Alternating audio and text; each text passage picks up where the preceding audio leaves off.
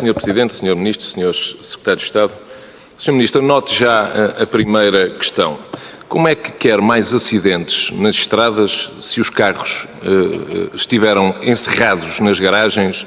E como é que quer mais criminalidade nas ruas se as pessoas estiveram fechadas em casa durante o confinamento?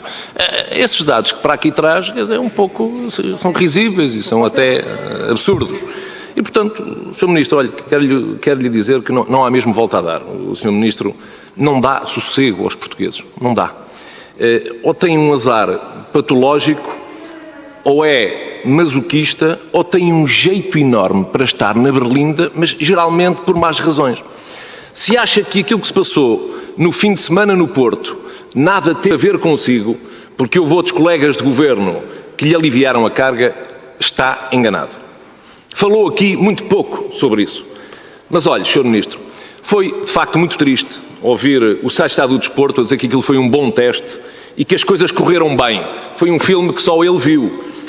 Mas também foi penoso ouvir a sua colega, Ministra da Presidência, dar conta de que estava tudo controlado, criando uma teoria da bolha, assim, uma espécie de argumentário que ou era ingênuo ou quis enganar toda a gente, porque toda a gente sabia que a bolha rebentava logo que os adeptos ingleses punham os pés fora do avião.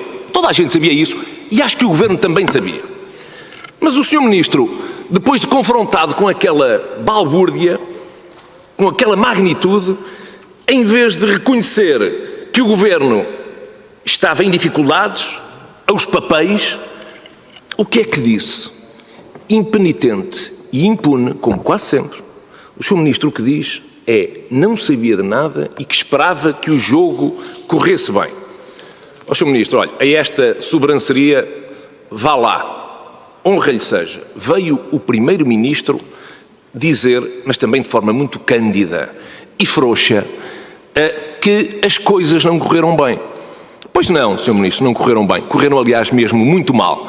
Olha, discriminaram-se portugueses relativamente aos estrangeiros. Discriminaram-se e trataram-se de forma desigual eventos idênticos.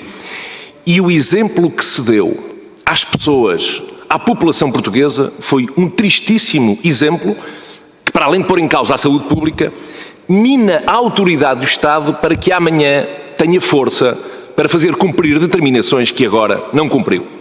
E, portanto, Sr. Ministro, já sabemos, a responsabilidade não é sua, a responsabilidade não é do Governo, a responsabilidade não é do Primeiro-Ministro e, claro está, numa tirada fantástica, aquilo que o Primeiro-Ministro veio dizer, já se estava à espera, a culpa é dos ingleses. A culpa agora é dos ingleses. Quer dizer, o Governo convida os ingleses para uma festa da romba no Porto e depois quer que eles se comportem como se estivessem numa missa. É isto que o Governo quer. Ninguém tem papas na cabeça, Sr. Ministro. E o mais grave é que já havia um antecedente e o Sr. Ministro não aprendeu com ele, o antecedente dos festejos do Sporting. Nesse caso não houve nem bolha, nem meia bolha. Houve, aliás, nesse caso o que houve foi uma atuação trambolha, com todo o respeito lhe digo, do Governo, que a única coisa que soube fazer foi, segundo dizem as más línguas, o Sr. Ministro confirmará, interferir nos planos traçados pela PSP e depois, quando a pressão pública aumentou, lá anunciou pressurosamente, já se estava à espera, um inquérito, esse sim, que está ainda fechado numa bolha até que os portugueses se esqueçam dele. Dito isto, eu coloco-lhe 3 questões muito objetivas.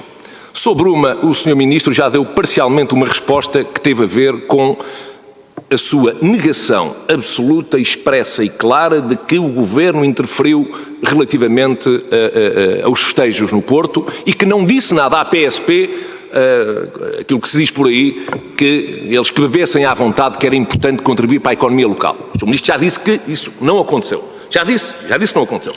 Mas não disse outra coisa. E em Lisboa? Em Lisboa, há ou não há interferência do Governo ou da tutela ou ordens superiores para a PSP relativamente àquilo que aconteceu e àquilo que a PSP inicialmente tinha determinado, que era não permitir nenhum festejo? Há ou não há correspondência trocada entre o seu Ministério e a Direção Nacional da PSP relativamente à situação de Lisboa? E relativamente ao Porto, se é verdade que o Governo tinha planeado que os adeptos ingleses da Champions vinham ordeiramente do aeroporto até ao estádio, acabava o jogo, punham-se no autocarro, iam para o avião e rumavam para a Inglaterra, como é que explica as declarações do Presidente da Câmara do Porto, que justifica a necessidade do evento com a ideia de que era preciso um balão de oxigénio para o Porto, referindo-se obviamente ao comércio e à restauração e aos gastos que aqueles adeptos iam fazer? É que quem anda em autocarros, ordeiramente, não tem estes gastos. E, portanto, eu queria lhe perguntar a última coisa, que era esta. Como é que justifica que os ingleses no Porto pudessem beber e conviver livremente, sem máscara, até altas horas, e os portugueses do Porto não possam agora celebrar os santos populares? É caso para dizer que santos da casa não fazem milagres. Responda, por favor, Sr. Ministro, a estas questões.